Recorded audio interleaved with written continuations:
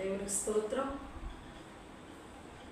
ప్రభునందు ప్రియ సహోదరి సహోదరులకు, ప్రేక్షకులందరికీ నా శుభాభివందనాలు తెలియపరుస్తున్నాను. అందరూ బాగున్నారండి? దేవునికి స్తోత్రం. హల్లెలూయా. ఈరోజు మీ మధ్యకి ఒక ఆత్మీయ సందేశాన్ని మీ మధ్యకి తీసుకొస్తున్నాం. ప్రియమైన సహోదరి సహోదరులారా, చిన్న ప్రార్థన చేసుకుని మనము ప్రారంభించుకుందాం.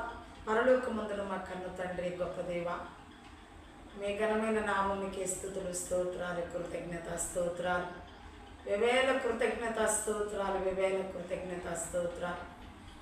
ఈరోజు నాయన మీరు ప్రభువా మాలో ఉండి మీ ప్రజలతో మాట్లాడమని అడుగుతున్నా. మాట్లాడేది మేము కాదయ్యా, నీ జ్ఞానముతో నీ ప్రజలతో మీరే మాట్లాడమని. అయ్యా, వాక్యము జుట్టు తేనె దారుల కంటే మధురమైనదయ్యా. ఈ మధురమైన మాటలు ప్రభువా అయ్యా ప్రతి ఒక్క హృదయంలో నానైనా అయ్యా నీరు కట్టి ఫలింపచేయమని అడుగుతున్నాం. యేసు నామమున అడిగి వేడుకొనుచున్నాము తండ్రి, ఆమేన్. ప్రియమైన సహోదరి సహోదరులారా, ఈరోజు ఒక మంచి ఆత్మీయ సందేశం. ఆ సందేశం ఏదనగా బాగు చేసే దేవుడు, బాగు చేసే దేవుడు. కీర్తన గ్రంథం, పరిశుద్ధ గ్రంథంలోకి వెళదాం. కీర్తన గ్రంథం 6వ అధ్యాయం 2వ వచనం చూసుకుందాం. కీర్తన గ్రంథం 6వ అధ్యాయం 2వ వచనం.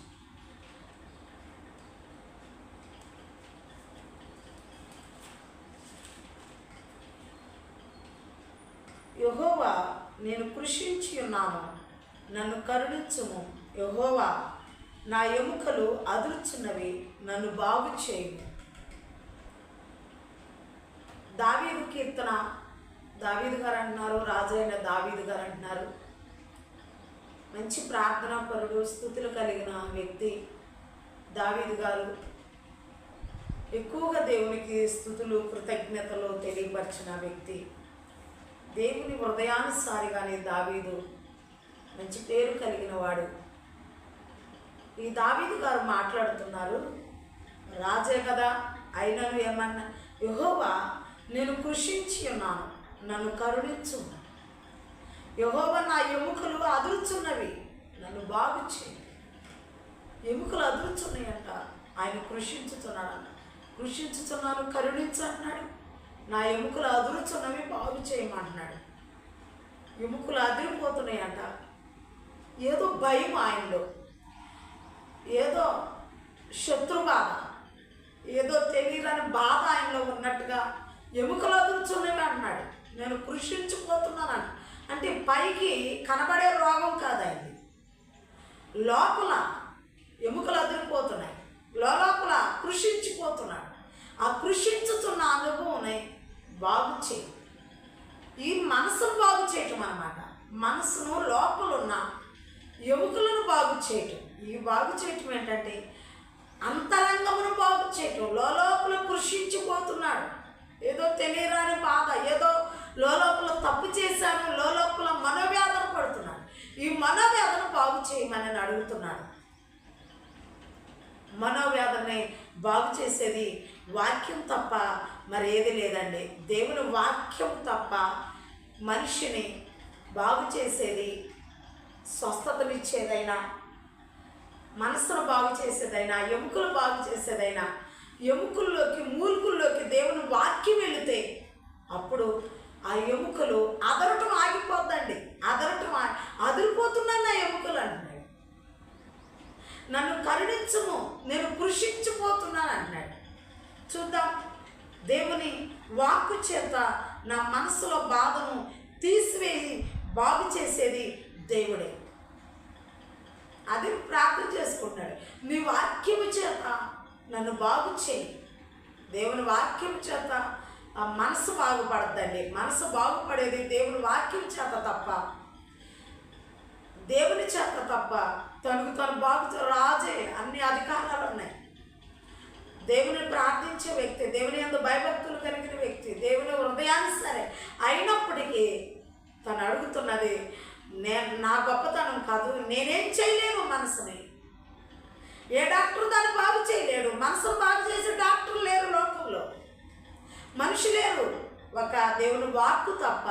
దేవుడు తప్ప ఎవరు బాగు చేయలేరని దావీదు అందుకే దేవుని దగ్గరకు వచ్చి అంటున్నాడు, నన్ను బాగు చేయి, నన్ను బాగు చేయి, నన్ను లేవనెత్తు, నా హృదయాన్ని బాగు చేయి, నా ఎముకలను బాగు చేయని ప్రార్థన చేస్తున్నాను. దావీదులాగా మనం కూడా అలా ప్రార్థన చేసే అనుభవం చేత 107వ కీర్తన 20వ వచనంలో కూడా చూద్దాం ఒకసారి. 107వ కీర్తన 20వ వచనం.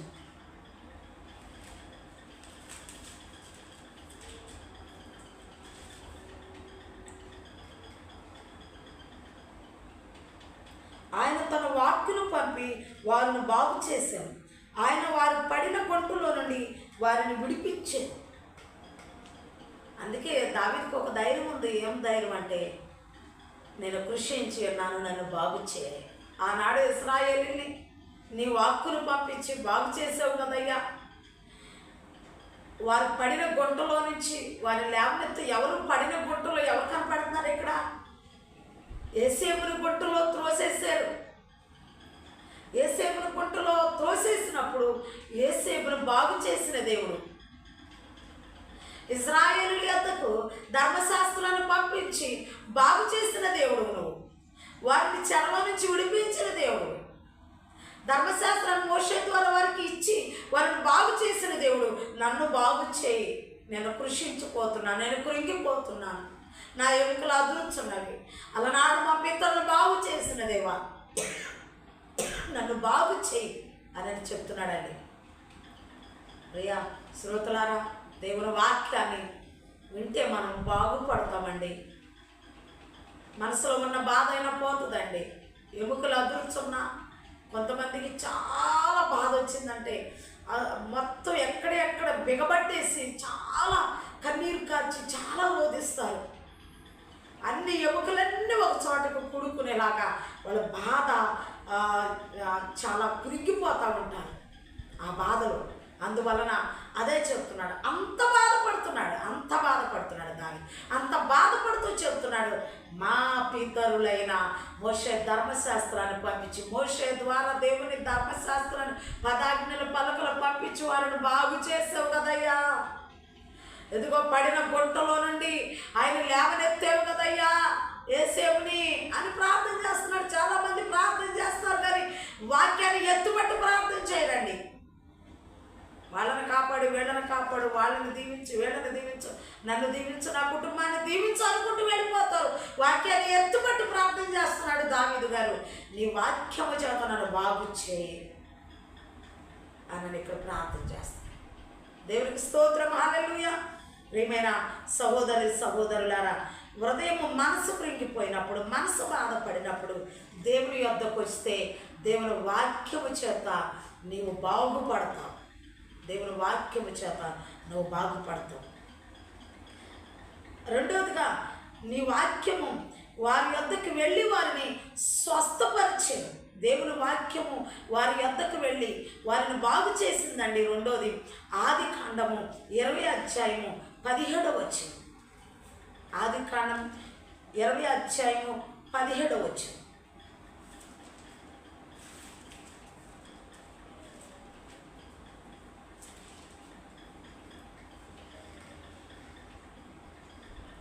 అబ్రహాము దేవుని ప్రార్థింపగా దేవుడు అబీమెలెకును అతని భార్యని అతని దాసీలను బాగు చేశారు. వారు పిల్లలు కనిరి ఏలయనగా అబ్రహాము భార్య అయిన శారాను బట్టి దేవుడు అబీమెలెకు ఇంటిలో ప్రతి గర్భమును మూసి ఉండేది. ప్రియమైన సహోదరులారా, అబీమెలెకు దక్షిణ దేశంలో, అబ్రహాము దక్షిణ దేశమునకు తరలిపోయి కాదేశునకు షూరునకు మధ్య ప్రదేశంలో నివసించారు. గెరారులో కొన్నాళ్ళు ఉండేది. దేవుని వాక్యం ఏమని సెలవిస్తుందంటే, అబ్రహాము ఉన్న ప్రాంతంలో కరువు రాగా దక్షిణ దేశంలో తరలిపోయి కాదేశునకును షూరునకు మధ్య ప్రదేశంలో నివసించి గెరారులో కొన్నాళ్ళు ఉన్నాడంట. గెరారు ప్రాంతంలో కొన్నాళ్ళు ఉన్నప్పుడు, ఆ గెరారు ప్రాంతంలో ఉన్నప్పుడు అక్కడ గొప్ప కరువు వచ్చింది. ఆ ప్రాంతానికి గొప్ప కరువు వచ్చింది. అబ్రహాము ఉన్న ప్రాంతానికి గొప్ప కరువు వచ్చినప్పుడు గెరారికి వెళ్ళినప్పుడు అక్కడ ఉన్న అబీమెలెకు రాజు ఆ ప్రాంతపు వారు అబ్రహాము ఏమన్నాడంటే, ఈ ప్రాంతపు వారు చాలా భయభక్తులు లేనివారు, మంచివాళ్ళు కాదు. ఈ ప్రాంతపు వారు దేవుడంటూ భయభక్తులు లేనివారు, మంచి చెడులు తెలియనివారు.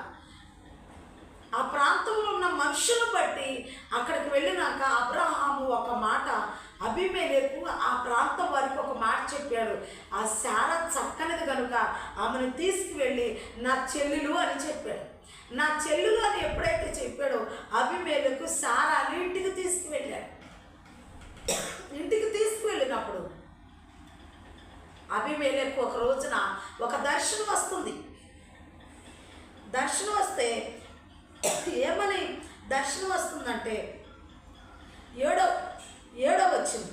కాబట్టి ఆ మనుషుల భార్యను తిరిగి అతనికి అప్పగించుము, అతడు ప్రవక్త, అతడు నీ కొరకు ప్రార్థన చేయను, నువ్వు బ్రతుకుదు, నీవు ఆమెను అతనికి అప్పగించమని ఎడల నీవును నీ వారందరూ నిశ్చయంగా చచ్చెదరని తెలుసుకొనమని స్వప్నమందు అతనితో చెప్పారు. అబీమెలెకుతో దేవుడు మాట్లాడుతున్నాడు స్వప్నమందు. అతను ప్రవక్త, నా చెల్లెలని చెప్పాడు కానీ అతను ప్రవక్త. నీ కొరకు ప్రార్థన చేస్తాడు, నీ కుటుంబం కొరకు ప్రార్థన చేస్తాడు. అతని భార్యని అతనికి అప్పచెప్పు. అతని భార్యని ఏమి చేయొద్దు, నువ్వు తీసుకొచ్చావు అతని భార్యని, కానీ ఆమెను ఏమి చేయటానికి వీల్లేదు. అతను గొప్ప ప్రవక్త అని దేవుడు అబీమెలెకుతో మాట్లాడుతున్నాడు. తీసుకెళ్ళినందుకే అబీమెలెకు కుటుంబాన్ని దేవుడు మీరు చచ్చెదరు అని చెప్తున్నారు. ఒక ప్రవక్త భార్య అని ఇంటికి తీసుకెళ్ళినందుకే ఆమెతో ఇంకా కూడలేదు, ఆమెది ఎంత మాత్రం కూడా ఆమెను ఇబ్బంది పెట్టలేదు శారాని. అయితే తీసుకెళ్ళినందుకే అబీమెలెకు కుటుంబాన్ని దేవుడు ముత్తేసాడండి. వారికి పిల్లలు లేకుండా చేశాడు. వాళ్ళ ఇంట్లో ఉన్న వాళ్ళకి బిడ్డలు లేకుండా దేవుడు వాళ్ళని కుటుంబాన్ని మొత్తటం జరిగింది. అయితే దేవుడు స్వప్నమందు మాట్లాడిన విధానం అబ్రహాము దగ్గరకు వచ్చి, ఎంత పాతకానికి నువ్వు దారి తీసావు, మమ్మల్ని ఏం చేయాలనుకున్నావు, మాకెందుకు చెల్లెలని చెప్పావు నీ భార్య అని, నీ భార్య అయితే ఎందుకు ఇలా చేసావంటే అప్పుడు అబ్రహాం అంటున్నాడు, ఈ ప్రాంతం వారు చాలా మంచివాడు కాదని, చెడ్డవాళ్ళని నాకు తెలిసి నేను నా భార్యను నా చెల్లెలని చెప్పాను అని అబ్రహాము మాట్లాడుతుంటాం. అబీమెలెకు నీ భార్యను నువ్వు జాగ్రత్తగా తీసుకువెళ్ళని అనగానే అబ్రహాము తన భార్యని తన దగ్గరికి తీసుకొచ్చేసుకున్న తర్వాత అబ్రహాము 10వ మరియు అబీమెలెకు నీవేమి చూచి ఈ కార్యం చేసిత్వని అబ్రహామును అడగగా, అబ్రహాము ఈ స్థలమందు దేవుని భయం ఏమాత్రమును లేదు కనుక నా భార్య నిమిత్తం నన్ను చంపుదురు అనుకుని చేసి తిని, అంతేకాక ఆమె నా చెల్లెలన్నమాట నిజమే, ఆమె నా తండ్రి కుమార్తె కానీ నా తల్లి కుమార్తె కాదు, ఆమె నాకు భార్య అయినది. దేవుడు నన్ను నా తండ్రి ఇల్లు విడిచి దేశాంతరం పోవునట్లు చేసినప్పుడు నేను ఆమెను చూచి మనం పో ప్రతి స్థలమందు ఇతడు నా సహోదరుడని నన్ను గూర్చి చెప్పుము, నీవు నాకు చేయవలసిన ఉపకారం ఇదే అని చెప్పుతున్నా. దేవుడు అబ్రహాముతో చెప్పినట్టుగానే నేను నువ్వు వెళ్ళు ప్రతి చోట నిన్ను ఆశీర్వదిస్తాను అని చెప్పినట్టుగానే దేవుడు ఇక్కడ ఒక ప్రణాళిక వేశాడు. అబ్రహామును ఆశీర్వదించడానికి దేవుడు వేసిన ఆలోచన ఇది, దేవుని చిత్తం ఇది. అబ్రహామును ఆశీర్వదించే విధానంలో దేవుడు ఇలా నడిపిస్తున్నాడు. దేవుడు వేస్తున్న ఆలోచన ఇది, దేవుడు నడిపిస్తున్నది. అంతేగాని అబ్రహాములో జ్ఞానాన్ని కలిగించి ఆ ప్రాంతానికి వెళ్ళటం, గెరారు వెళ్ళటం, నా చెల్లెలను చెప్పటం, నువ్వు అలాగే చెప్పనటం, వాళ్ళిద్దరు చెల్లెలను చెప్పిన తర్వాత అదే మాటలో ఇద్దరు నడుస్తుండగా దేవుడు గొప్పగా అబ్రహాముని 14వ అబీమెలెకు గొర్రెలను గొడ్లను దాసులను జనులను రప్పించి అబ్రహాముకి ఇచ్చి అతని భార్య అయిన శారాను అతనికి తిరిగి అప్పగించాను. దేవుడు చూపించు దేశానికి వెళుతున్నాడు. అబ్రహాము ఆశీర్వదించబడుతూ వస్తున్నాడు. గొర్రెల్ని గొడ్లను దాసీలను ఇచ్చి వెళ్ళిపోవన్నాడంట. దేవునికి స్తోత్రం, హల్లెలూయా. దేవుడు చేస్తున్న పని ఇదంతా. దేవుడు ఇచ్చిన జ్ఞానం అబ్రహాముకి సారాకి దేవుడు నడిపిస్తున్న విధానం ఎలా బాగుందో చూడండి. దేవునికి స్తోత్రం. తను తిరిగి ఆయన వచ్చిన తరువాత 16 వచ్చిన, మరియు అతడు సారాతో, ఇదిగో నీ అన్నకు నేను 1000 రూపాయలు ఇచ్చి ఉన్నాను. ఇది నీ వద్దనున్న వారందరి దృష్టికి ప్రాయశ్చిత్తము నుండుటకై ఇది నీ పక్షంగా ఇచ్చి ఉన్నాను. ఈ విషయం అంతటిలో నీకు న్యాయం తీరిపోయినదనెను. అబ్రహాము దేవునికి ప్రార్థింపగా దేవుడు అబీమెలెకును అతని భార్యను అతని దాసీలను బాగు చేశాను. దేవునికి స్తోత్రం. అబీమెలెకు కుటుంబం కోసం, అతని దాసీల కుటుంబం కోసం, ఆ దాసీల కొరకు, అందరి కొరకు అబ్రహాము ప్రార్థన చేస్తే అబ్రహాముకి గొర్రెలను గొడ్లను దాసీలను ఇచ్చి పంపించాడు. అబ్రహాము వచ్చి, ఇదిగో నీ అన్నలకి నేనేమైనా బాకీ ఉన్నానేమో, నేను సారా అన్నలకి ఇచ్చేస్తున్నాడు. ఇచ్చేసి ఆ బాకీ తీర్చేసినాక అబీమెలెకు కొరకు ప్రార్థన చేస్తున్నాడు. అబీమెలెకు కుటుంబం కోసం, అబీమెలెకు దాసీల కోసం ప్రార్థన చేసిగా మళ్ళీ వాళ్ళందరూ బాగుపడ్డారు. వాళ్ళ పిల్లలు కనిన వారయ్యారు. దేవునికి స్తోత్రం, హల్లెలూయా. దేవుడు తన సంకల్పం అండి, గెరారు దేవుడే పంపించాడు. అబీమెలెకు ఇంటి వారిని తన సేవకుడు కొరకు, తన ప్రవక్త కొరకు అబీమెలెకుని గద్దించాడు. అబీమెలెకు బుద్ధి చెప్పాడు. అబీమెలెకుని దేవుడు అబీమెలెకు చేతి నుండి అబ్రహాముకి కొంత సొమ్ము వచ్చేలాగా చేశాడు. దేవుడే ఇదంతా చేసి మళ్ళీ అబీమెలెకుని బాగు చేస్తున్నాడు. దేవునికి స్తోత్రం, హల్లెలూయా. దేవుడు ఏదైనా చేయగలడండి తన పిల్లల కొరకు. దేవుడు ఎలాగైనా నడిపించగలడండి తన పిల్లల కొరకు, తన ప్రవక్తల కొరకు, తనని సేవించే వారి కొరకు, తన యందు భయభక్తులు గల వారి కొరకు దేవుడు ఏదైనా చేయగలడు. వారిని బట్టి, అబ్రహామును బట్టి, తన ప్రవక్తలను బట్టి ఇదిగో ఇతరులు బాగు చేయగలడు సమర్థుడు దేవుడు. దేవునికి స్తోత్రం, హల్లెలూయా. అబీమెలెకు కుటుంబాన్ని దేవుడు బాగు చేశాడు. దేవుడు బాగు చేసే దేవుడు. దావీదునే బాగు చేయటమే కాదు, దావీదు మనసును బాగు చేయటమే కాదు, దావీదు ఎముకలను బాగు చేయటమే కాదు, దావీదులోనికి వాక్యము పంపించి, అనగా ఇజ్రాయేలులోకి వాక్యాన్ని పంపించిన దేవా, నాకు కూడా నీ వాక్యం చేత నన్ను బాగు చేయని వాక్యం అవసరం.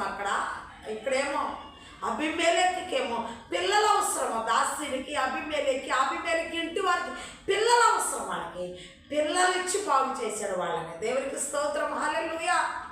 ఇక్కడేమో పిల్లల లోటు కనపడుతుంది, వారికి బిడ్డలు ఇచ్చి వారి కుటుంబం మీద ఉన్న నిందను తొలగించి ఆ కుటుంబాన్ని బాగు చేశాడు. ఇక్కడ మనసును బాగు చేశాడు దావీదుకి. దావీదును మనసును బాగు చేశాడు. దావీదు ఎముకలను బాగు చేశాడు. ప్రియ సహోదరి సహోదరులరా, దేవుడు ఏదైనా చేయగలిగిన సమర్థవంతగలిగిన దేవుడు. దేవునికి స్తోత్రం. మహామహోన్నతుడు ఆయన. మహామహుని సింహాసనం పక్కన ఆసీనుడుగా ఉన్న దేవుడు ఆయన ఏదైనా చేయగలడు. ప్రియ సహోదరి సహోదరుడా, ఆయన యొద్దకు రా, నిన్ను బాగు చేస్తాడు. నన్ను బాగు చేసే దేవుడు, మనందరిని బాగు చేసే దేవుడు ఆయన. ఎవరెవరి దగ్గరకు, బాగు చేతల వాళ్ళ దగ్గరికి వెళ్ళొద్దండి, ఎక్కడెక్కడికో వెళ్ళొద్దండి. దేవుని దగ్గరికి రా, నీ అంతరంగాన్ని బాగు చేస్తాడు, నీ దేహాన్ని బాగు చేస్తాడు. ఏ నిందున్నా దాన్ని క్లీన్ చేసి బాగు చేస్తాడు. బాగు చేసే దేవుడు ఆయన. ఎక్కడెక్కడికో తిరగొద్దండి, దేవుని యొద్దకు వచ్చి సాగిలిపాడు. అబ్రహాములాగా సాగిలిపాడు. దేవుడు నిన్ను, నీ కుటుంబాన్ని బాగు చేస్తాడు. దేవునికి స్తోత్రం, హల్లెలూయా, హల్లెలూయా. మళ్ళీ తర్వాత చూద్దాం. నిర్గమాకాండం 15 అధ్యాయం 3 చూద్దాం. నిర్గమాకాండం 15 అధ్యాయం 26 వచ్చి. నిర్గమాకాండం 15 అధ్యాయం 26 వచ్చి. మీ దేవుడైన యెహోవా వాక్కును శ్రద్ధగా విని ఆయన దృష్టికి న్యాయమైనది చేసి ఆయన ఆజ్ఞలకు విధేయులై ఆయన కట్టడలన్నిటిని అనుసరించి నడిచిన యెడల నేను ఐగుప్తులకు కలిగి చేసిన రోగములలో ఏది మీకు రానియను, నిన్ను స్వస్థపరిచి యెహోవాని నేనే అనెను. దేవునికి స్తోత్రం. ఏ రోగమును రానిడంట. ఆయన ఆజ్ఞలను అనుసరించి నడవాలి. ఒకవేళ రోగంతో బాధపడుతున్నావా, దేవుడు నిన్ను బాగు చేస్తాడు. ఆ హాస్పిటల్కి వెళ్తే బాగుపడతాను, ఈ హాస్పిటల్కి వెళ్తే బాగుపడతాను నువ్వు అనుకుంటున్నావు. పాపం వలన రోగం కూడా వస్తుందండి. పాపమును విడిచిపెట్టాలి. పాప హేయమైన క్రియలను విడిచిపెట్టాలి. విడిచిపెడితే ఏ రోగము నీకు రాదు, స్వస్థత వస్తుంది. ఐగుప్తులో ఉండగా తన ప్రజల్ని విడిపించినాక మీ దేవుడైన యెహోవాకు శ్రద్ధగా విని ఆయన దృష్టికి న్యాయమైనది మీరు అనుసరించి నడిచిన ఎడల ఏ రోగమే మీకు రాదు. మీ దేవుడైన యెహోవా ఆజ్ఞలను అనుసరించి నడవాలండి. ఆయన కట్టడం, ఆయన ఆజ్ఞలను నువ్వు అనుసరించి నడిస్తే, ఆయన మాట వింటే ఏ రోగము నీకు రాదు. ఏ రోగము నీకు రాదు. ఏ రోగమైన ఒకవేళ ఆయన ఆజ్ఞలు, ఆయన కట్టలను అనుసరించి నువ్వు నడవనందున ఏ రోగమైన నీకు వచ్చినలా దావీదు అదే ఒకనొక టైంలో దావీదు కూడా వాక్యాన్ని అనుసరించి నడవకుండాలో మరి పడిపోవటం వలన కృషించిపోతున్నాడు, కృంగిపోతున్నాడు. వాక్యం ఆయన వద్దకు వెళ్ళి మరలా బాగు చేసింది. దేవుడు ఆయన బాగు చేశాడు. అదే రీతిగా దేవుని వాక్యాన్ని అనుసరించి ఒకవేళ నువ్వు నడవకపోతే ఏ రోగం నీకు వచ్చినా దేవుడు బాగు చేస్తాడు. వాక్యాన్ని అనుసరించి నడువు, ఆయన ఆజ్ఞలను అనుసరించి నడువు. నడిస్తే ఆయన మాటలు శ్రద్ధగా ఉంటే ఏ రోగం నిన్ను అంటకుండా దేవుడు నిన్ను కాచి కాపాడేది. దేవునికి స్తోత్రం. హల్లెలూయా. హోషేయ గ్రంథం 4వ చూద్దాం. హోషేయ గ్రంథం 6వ అధ్యాయం 1వ వచనం. హోషేయ గ్రంథం 6వ అధ్యాయం 1వ వచనం.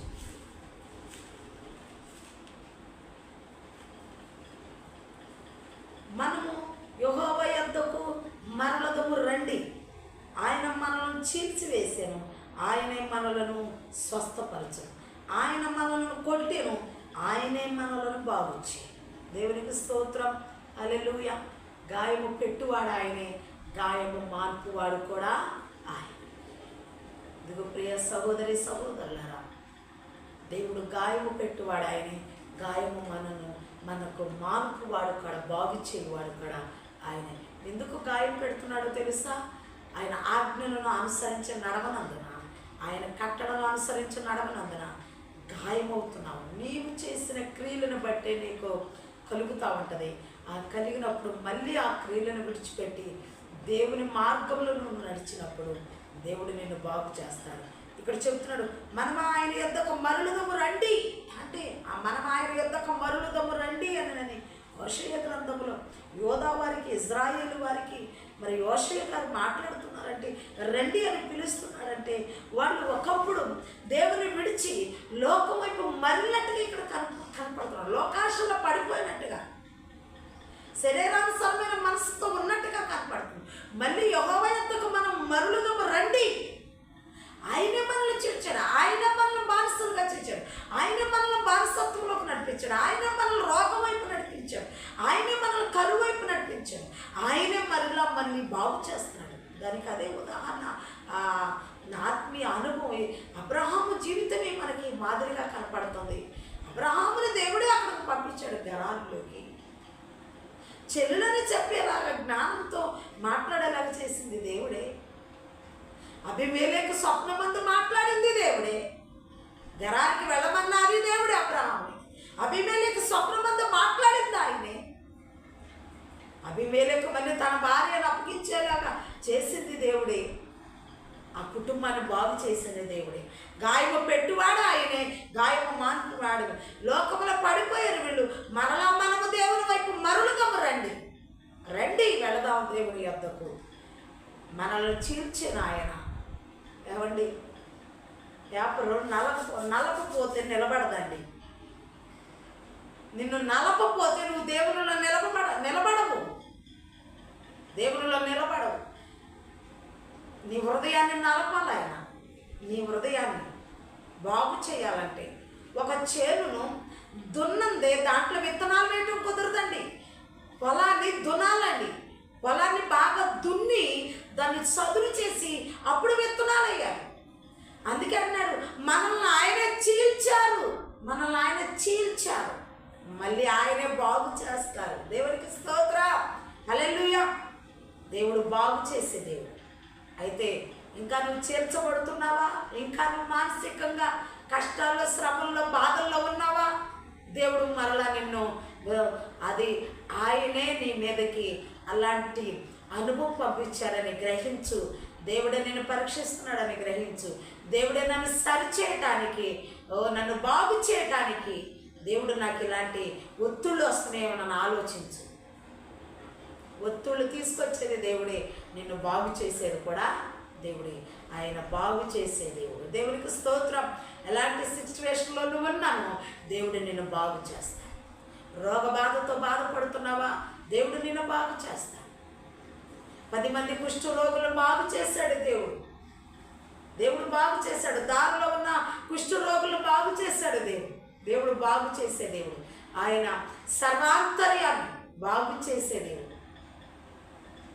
నువ్వు దేవుని యొద్దకు వస్తే దేవుడు నిన్ను బాగు చేస్తాడు. దేవుని వాక్కుని దగ్గరకు వస్తుంది. వాక్యాన్ని విని వాక్యానుసారంగా నడిస్తే నువ్వు బాగుపడతావు. ఏ రోగమన్నా బాగుపడతావు. మానసికంగా కృంగిపోతున్నా బాగుపడతావు. ఎలా ఉన్నా దేవుడు నిన్ను బాగు చేయటానికి ఆయన యొద్దకు వస్తే, ఆయన వాక్యం ఉంటే, ఆయనతో నువ్వు గడిపితే బాగుపడతావు. బాగు చేసే దేవుడు, త్రోసివేసే దేవుడు కాదు. ప్రియ సహోదరి, సహోదరుడా, విడిచిపెట్టే మనుషులన్నా కొంతకాలం ప్రేమించి కొంతకాలం వదిలిపెడతారేమో, కానీ తుది వరకు, ముదిము వచ్చే వరకు ఎత్తుకునేవాడు నేనే, చక్కనెత్తుకునేవాడు నేనే అని చెప్తున్నాడు ఆయన. ఆయన నిన్ను నన్ను విడిచిపెట్టే దేవుడు కాదండి, బాగు చేసే దేవుడు. ఏ రోగం నీకు నాకు రానికుండా కాపాడే దేవుడు. ఒకవేళ వచ్చినా బాగు చేసేది. ప్రియ శ్రోతలారా, దేవుని వాక్యాన్ని నిర్లక్ష్యపరచొద్దు. దేవుని వాక్యానుసారంగా నువ్వు జీవిస్తే దేవుడు నిన్ను నన్ను బాగు చేస్తానని ఈ రోజున గట్టిగా చెప్తున్నారు ఆయన. దేవుడి వాక్యాన్ని మన వెనుకల్లో దేవాతి దేవుడు దీవించి ఆశీర్వదించునుగాక. చిన్న ప్రార్థన చేసుకుందాం. పరలోకమందున మా కన్న తండ్రి, గొప్ప దేవ, మీ ఘనమైన నామనికే స్తుతులు, స్తోత్రాలు, కృతజ్ఞతాస్తుతులు, స్తోత్రాలు, వందనాలు చెల్లిస్తాం. ఇదిగో నాయన నీకు వందనాలు, స్తోత్రాలు. ఎవరైతే ఈ వాక్యాన్ని వింటున్నారో ఆయా వాక్యాన్ని వింటున్న వారి హృదయాల్లో ఆయా కార్యరూపం దాల్చే కృపణ దాయిచ్చు. వాక్యం పనిచేసే కృపణ దాయిచ్చు. దేవా మీకే కృతజ్ఞత, స్తోత్రం. నీ పాదాలు పట్టుకుని వేడుకున్నాను, బ్రతుకులాడుకున్నాను. మా కన్న తండ్రి, మీ ప్రజలను మీరు ఆశీర్వదించి దీవించండి. యేసు నామమున అడిగి వేడుకునిచున్నాము తండ్రి. ఆమేన్.